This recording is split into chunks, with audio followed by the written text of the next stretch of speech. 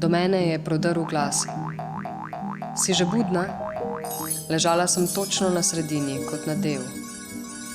Zraven mene bi lahko ležalo 5 deklet.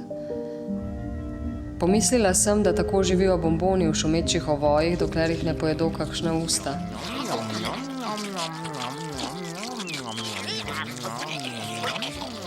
Sčasoma bi zgodba zbledela kot vse druge, o tem sem prepričana.